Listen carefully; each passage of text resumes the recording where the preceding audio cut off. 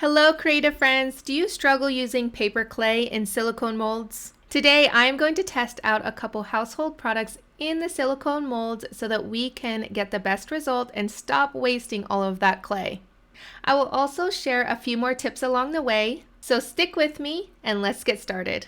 To get started, you are going to need your favorite paper clay and your favorite silicone molds. The first product I'm going to test is baby powder or cornstarch. I happen to have some baby powder in this little EK Success tool, so that's what I'm going to be using today. You're going to take the desired amount of paper clay and knead it in your hands until it's soft. Next, you're going to take your baby powder or cornstarch and sprinkle it into the mold. You're going to take a clean, dry paintbrush so that you can spread the powder around in all of the details of the mold. The powder is supposed to help the clay lift up from the mold, so let's see how it works. I'm going to start by using my fingers to spread the clay into the mold. I often use my fingers when using paper clay in the molds. I find this easiest. I can smush it down and spread it out.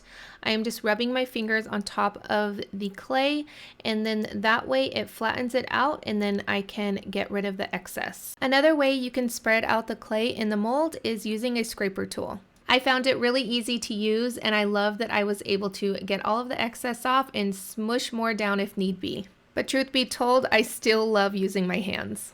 Now it's time to take the clay out of the mold. Don't forget, we used some baby powder in the beginning to help with this process. So as you can see, I am bending the mold back and peeling up the clay from the mold. I also tap the back of the mold to help release the clay.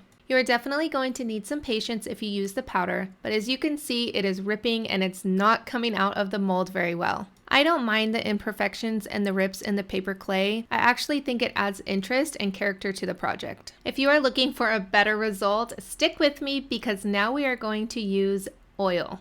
I'm just using regular cooking oil. If you can find a cheap spray oil to use, that is going to be even better than using the paintbrush in the mold.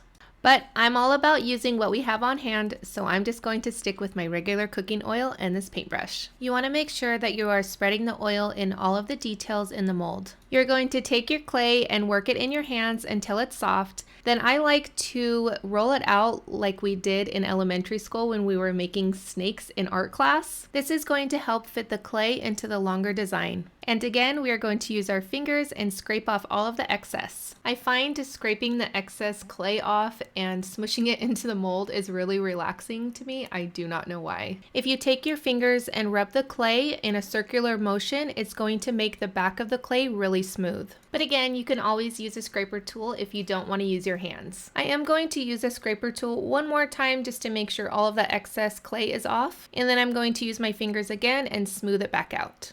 Here is a moment of truth. Remember, we used oil this time in the mold, and the clay ended up coming out so much easier than when we used the powder. You also want to make sure that you are keeping your paper clay in a plastic bag. You do not want it to dry out. Silicone molds are my favorite investment in my craft room. You can use them over and over again. So let's take it a step further and let's use some resin in the silicone molds. If you click my video right over here, it's going to show you all of the tips on how to use resin in your silicone molds.